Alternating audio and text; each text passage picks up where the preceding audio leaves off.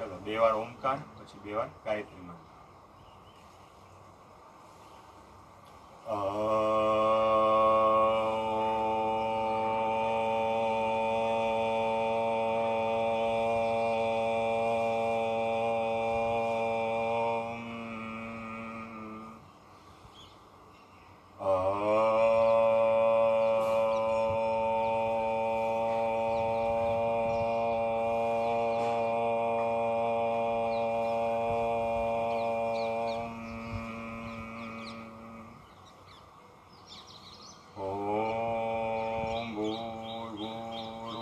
स्वः तत्सवितुर्वरेण्यं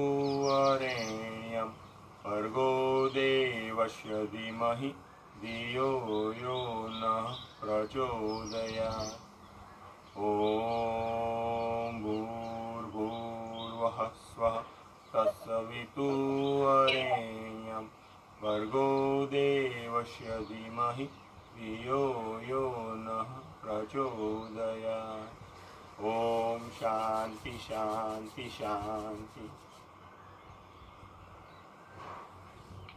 नेकनी एक्सरसाइज थी जे डोकना जे स्नायुओ छे एनी कसरत थाय एटले डोकना स्नायुनो दुखावो न रहे। श्वास काढता काढता डाडी छाती अडाडवानी।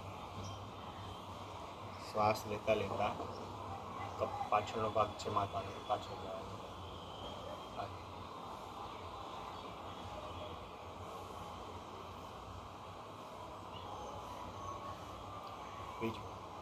હવે કાન ખંભે અડાડવાનો બરાબર। શ્વાસ કાઢતા કાઢતા શ્વાસ લેતા લેતા સેન્ટર પાછું ઓપોઝિટ શ્વાસ કાઢતા કાઢતા 3 ટાઈમ્સ કરવાનું। હવે સાઈડમાં શ્વાસ કાઢતા કાઢતા સાઈડમાં શ્વાસ લેતા લેતા સેન્ટરમાં શ્વાસ કાઢતા કાઢતા ઓપોઝિટ શ્વાસ લેતા લેતા સેન્ટર। હવે નેક રોટેશન આ ત્રણનું કોમ્બિનેશન છે। આપણે શ્વાસ કાઢતા કાઢતા દાઢી છાતી અડાડવાની, શ્વાસ લેવાનો સ્ટાર્ટ કરવાનો, કાન અહીં સુધી શ્વાસ લેવાનો। હવે શ્વાસ કાઢતા કાઢતા પાછું ઓપોઝિટ કાન, દાઢી છાતી બરાબર। 1 સાયકલ, 2 સાયકલ, 3 સાયકલ, પછી ઓપોઝિટ એવી રીતે શ્વાસ લેતા લેતા કાન ઉપર, શ્વાસ કાઢતા કાઢતા 3 ટાઈમ્સ આવી રીતના કરવાનું। હવે હાથની એક્સરસાઇઝ સ્ટ્રેટ અપ। ખાસ ધ્યાન રાખવાનું છે હથેળી બહારની તરફ છે બરાબર। હાથની આમ નથી, બહારની તરફ, અંદર પાછળ ક્રોસ ના થવા જોઈએ। અહીંયા પાછું અડાડવાનું નથી, હાથ દૂર રાખવાના। 2 3 શોલ્ડર રોટેશન। હવે કાન અડાડવાનું, આગળ હાથ કોણી લાવવાનું, નીચે લઈને પછી ઉપર 1 2 3 ઓપોઝિટ માટે નીચે નીચે નીચે, પછી આગળ કોણી ઉપર 1 2 3। આનાથી શોલ્ડરનો દુખાવો ન થાય, હાથના સ્નાયુઓની કસરત થાય। હવે આસનમાં આ બધી માઇક્રો એક્સરસાઇઝ, સૂક્ષ્મ સ્નાયુઓ માટેની કસરત। હવે આસનમાં સૌથી પહેલાં ચેર પોઝિશનથી આપણા પગના થાઈના સ્નાયુઓ મજબૂત થાય, ગોઠણના સ્નાયુઓ મજબૂત થાય છે બરાબર। સ્ટ્રેટ શ્વાસ કાઢતા કાઢતા ચેરમાં કેમ બેસતા હોય એવી રીતે 10 સુધી કાઉન્ટ કરીએ। 1 2 3 4 5 6 7 8 9 10 3 ટાઈમ્સ કરવાનું છે। હવે તાડાસનથી પ્રેગ્નન્સીવાળા બહેનોમાં પગના સોજા આવવાની તકલીફ ઘટાડો થાય, પગના સોજા ન આવે, પ્લસ છાતીનો વિકાસ થાય, હાઇટ વધે। નાના બાળકો તાડાસન કરે તો એની ઊંચાઈમાં ફરક આવે બરાબર। તાડાસન માટે શ્વાસ લેતા લેતા આગના ચક્રને પ્રેસ કરીએ, શ્વાસ લેતા લેતા હાથ ઉપર અને પગની આંગળીઓ ઉપર ઊભું રહેવાનું છે। 1 2 3 4 5 6 7 8 9, 10. 3 ટાઈમ્સ કરવાનું, બરાબર.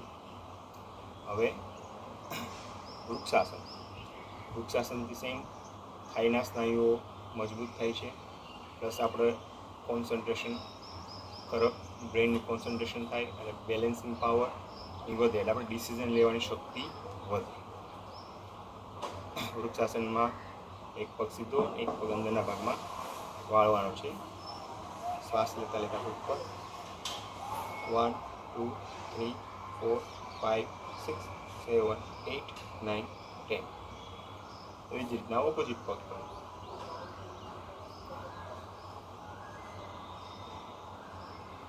1, 2, 3, 4, 5, 6, 7, 8, 9, 10.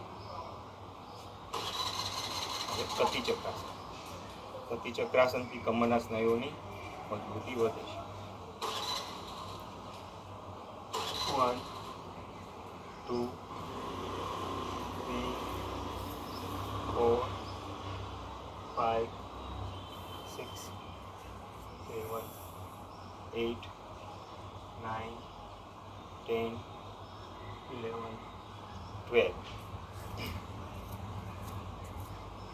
હવે ત્રિકોણાસન. ત્રિકોણાસન માટે બે પગ વચ્ચે ફૂટ 1.5 ફૂટની જગ્યા રાખવાની.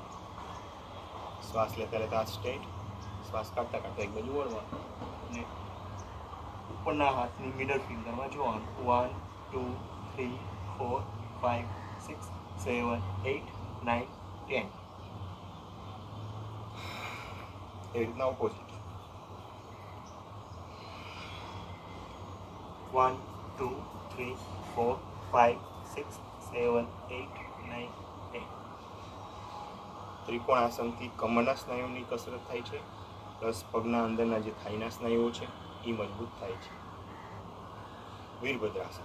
વીરભદ્રાસન માટે બે પગ વચ્ચે વધારે જગ્યા રાખવાની, 1.5-2 ફૂટ જેવી, બરાબર. પછી એક પગને 90 ડિગ્રી વાળવાનો પગનો પંજો.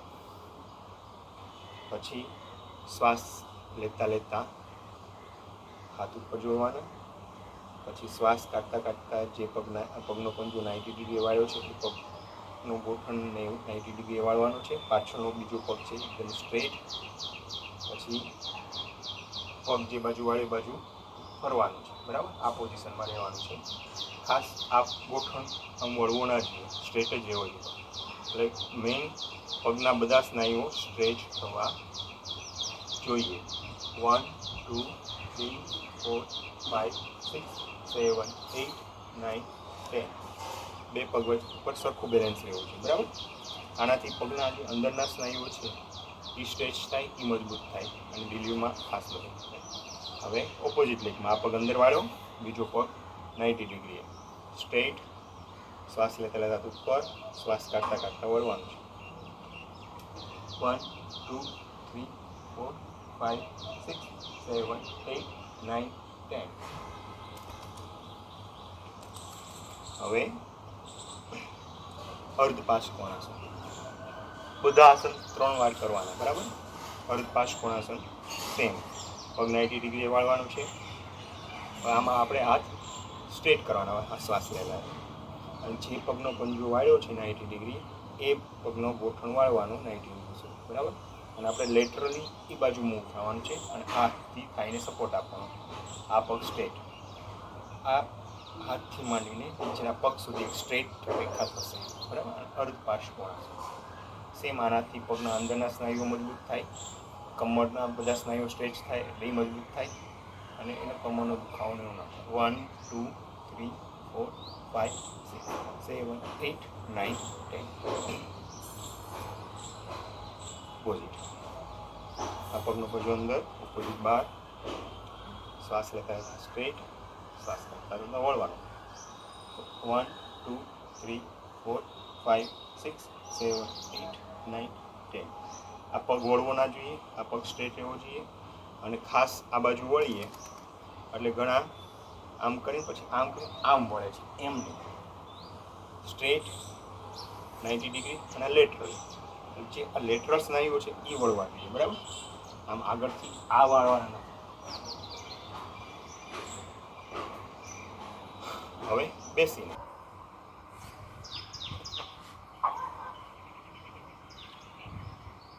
પગ સીધા, કમરથી સ્ટ્રેટ, આને દંડાસન કહેવાય. બરાબર, 5 થી 7 મિનિટ આવી રીતના બેસી શકાય એટલે શરીરના બધા સ્નાયુઓ છે એ સ્ટ્રેચ થાય. હવે એન્કલ રોટેશન કરશું. બરાબર, એન્કલ રોટેશન પગની આગળ, સાઈડમાં, પાછળ, સાઈડમાં, આગળ. 1 2 3 4 5. ઓપોઝિટ ડાયરેક્શનમાં 1 2 3 4 5. પરોઠી વાળો અને સુખાસન કહેવાય. બરાબર, હાથ સ્ટ્રેટ, હાથના એન્કલ પર પંજા, up down, up down, up down, up down, up down. મુઠ્ઠી વાળવાનું, કાંડાના રિસ્ટ જોઈન્ટના રોટેશન કરવાનું. બરાબર, ચલો 1 2 3 4 5. ઓપોઝિટ 1 2 3 4 5. આનાથી છે ને આંગળીઓમાં ઘણીવાર પ્રેગ્નન્સીના લીધે તમ થતું હોય છે. બરાબર, જેને કાર્પલ ટનલ સિન્ડ્રોમ કહેવાય. એટલે એમાં રાહત મળે, આંગળીઓ તમ ન થાય. બરાબર, હવે પરિવર્ત સુખાસન. ડાબા જમણા ગોઠણે, પાછળ 90 ડિગ્રી વળવાનું. 1 2 3 4 5 6 7 8 9 10 11 12. હવે તાલી પાડવાથી હાથના જે બધા પ્રેશર પોઈન્ટ પ્રેસ થાય, એટલે શરીરના જે અંદરના અવયવો છે, બરાબર, એની કસરત થાય એવું કહેવાય છે.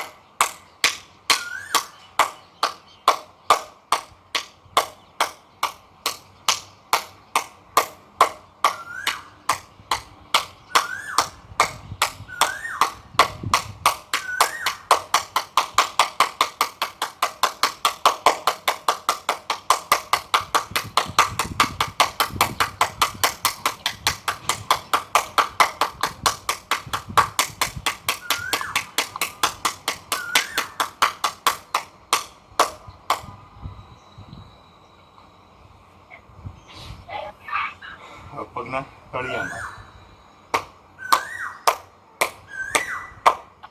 પગના તળિયાના જે પ્રેશર પોઈન્ટ છે એ પ્રેસ થાય.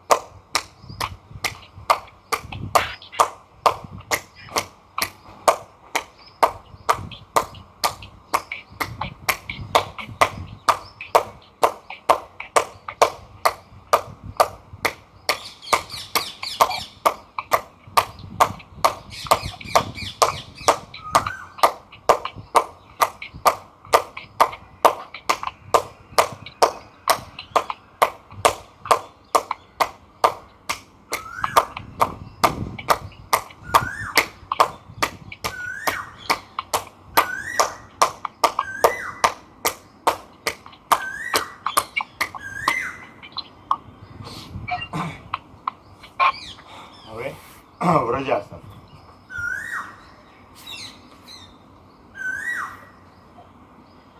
ગોઠણે બેસે અને વ્રજાસન કહેવાય. વ્રજાસનથી આપણે પાચન સંબંધિત સમસ્યામાં રાહત મળે. ખાધેલું બધું પચી જાય, અપચો, ગેસ, કબજિયાત એવું ન થાય.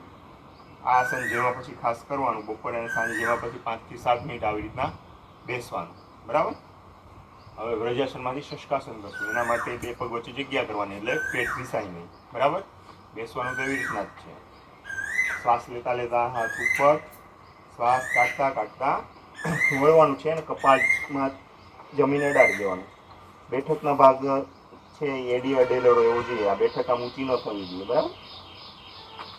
1 2 3 4 5 6 7 8 9 10.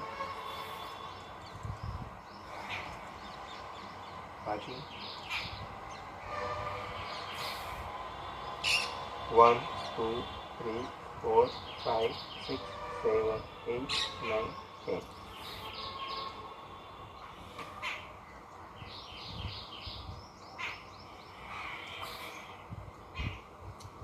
1 2 3 4 5 6 7 8 9 10.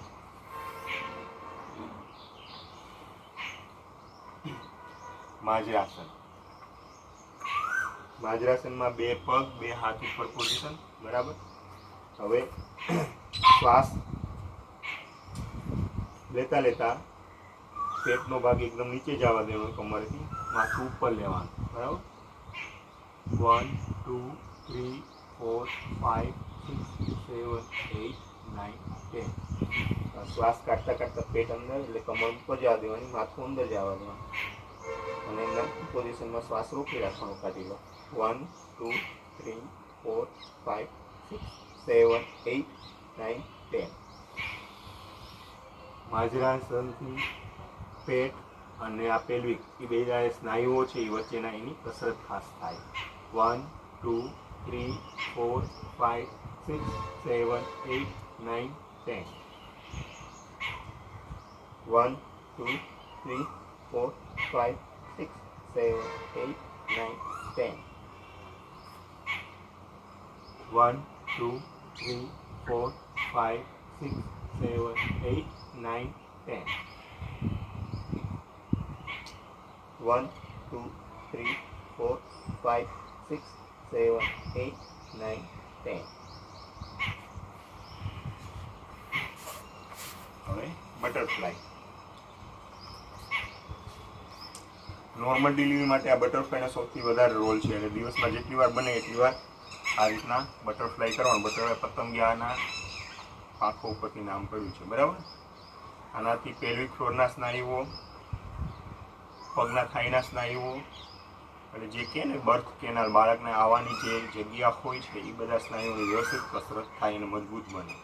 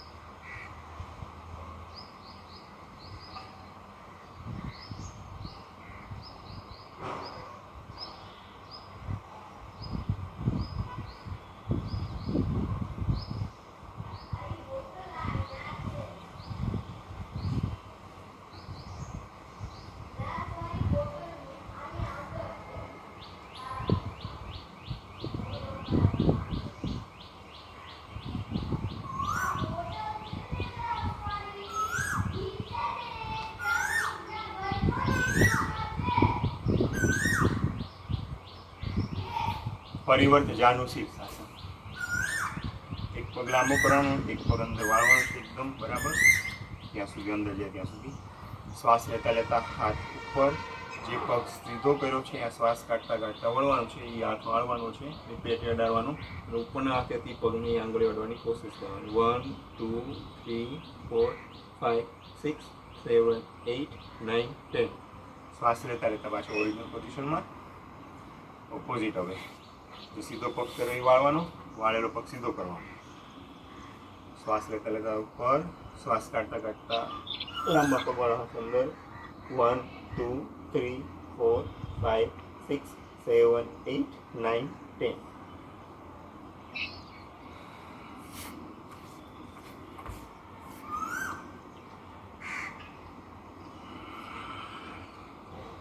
One, 2, 3, 4, 5, 6, 7, 8, 9, 10.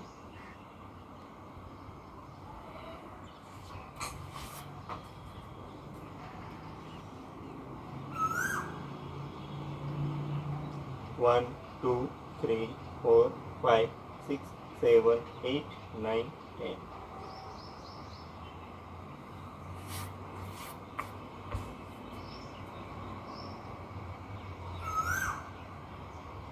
One, 2, 3, 4, 5, 6, 7, 8, 9, 10.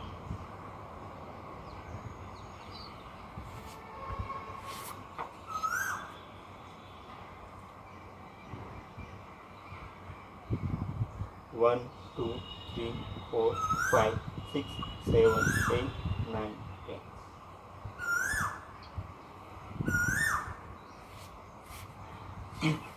પ્રાણાયામ. શ્વાસને આપણી ભાષામાં, આયુર્વેદિકની ભાષામાં પ્રાણ કહેવાય. એટલે શ્વાસને જે કંટ્રોલ કરીએ શ્વાસનો એને પ્રાણાયામ કહેવાય. બરાબર. પદ્માસનમાં બેસવાનું અને ધ્યાન મુદ્રા કહેવાય. બરાબર. તો આમાંથી આપણે અનુલોમ વિલોમ કરશું. અનુલોમ વિલોમ કરવા માટે બ્રહ્મ મુદ્રા બનાવવાની. બરાબર. પછી અંગૂઠાથી જમણું નસકોડું બંધ કરવાનું, ડાબા નસકોડાથી શ્વાસ લેવાનો. પછી આંગળીઓથી ડાબું નસકોડું બંધ કરી જમણા નસકોડાથી શ્વાસ બહાર કાઢવાનો. પછી પાછો જમણા નસકોડાથી શ્વાસ લેવાનો, અંગૂઠાથી જમણું નસકોડું બંધ કરવાનું, ડાબા આંગળીઓ ખોલીને ડાબું નસકોડું ખોલીને શ્વાસ બહાર કાઢવાનો. અને એક સાયકલ થયું કહેવાય. બરાબર. ચાલો. અનુલોમ વિલોમથી આપણા શરીરની ઇમ્યુનિટી વધે, એટલે રોગ પ્રતિકારક શક્તિ વધે છે. બરાબર. બાળકને પણ એવી રોગ પ્રતિકારક શક્તિ મળે.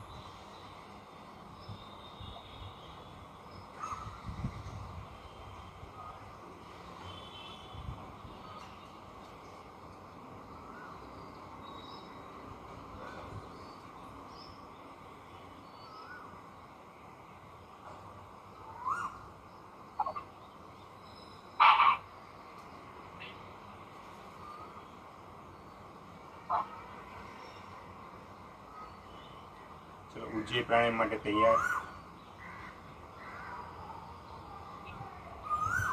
ઉજ્જય પ્રાણાયામથી આપણે થાઇરોઇડ સંબંધિત સમસ્યામાં રાહત મળે છે, પ્લસ આપણો અવાજ એકદમ મધુર, તીવ્ર, કર્ણપ્રિય બને. બરાબર.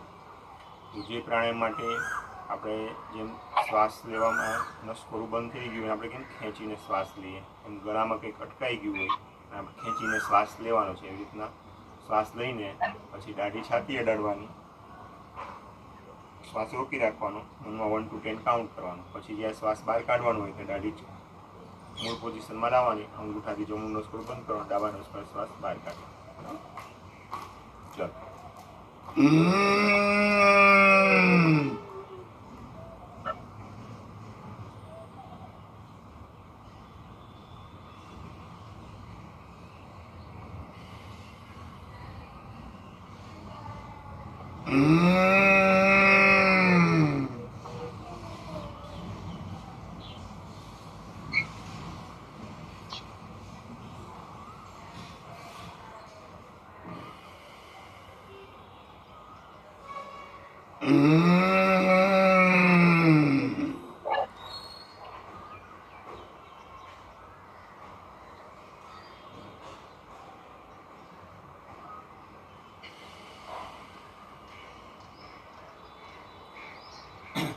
શીતલી પ્રાણાયામ. શીતલી પ્રાણાયામથી આપણને એસિડિટી, ગેસ, પાચન સંબંધ જેવી સમસ્યામાં ખાસ રાહત મળે. બરાબર. પ્રેગ્નન્સીમાં ખાસ એસિડિટીનો પ્રોબ્લેમ હોય, ખાધેલું ગળે આવતું હોય, એમાં આ શીતલી પ્રાણાયામથી રાહત થાય છે. શીતલી પ્રાણાયામ માટે જીભ બહાર કાઢવાની, પછી રોલ કરવાની, એમાંથી શ્વાસ લેવાનો, નાકેથી શ્વાસ બહાર કાઢવાનો. બરાબર.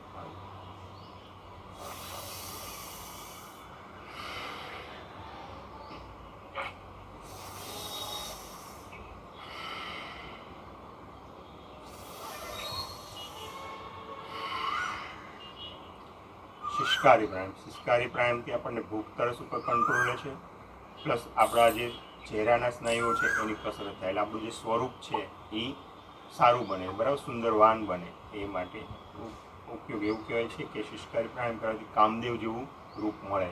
બરાબર. એના માટે હોઠ ખોલવાના, અંદર દાંત બંધ કરીને રાખવાના, એમાંથી શ્વાસ લેવાનો, નાકેથી શ્વાસ બહાર કાઢવાનો. ચલો.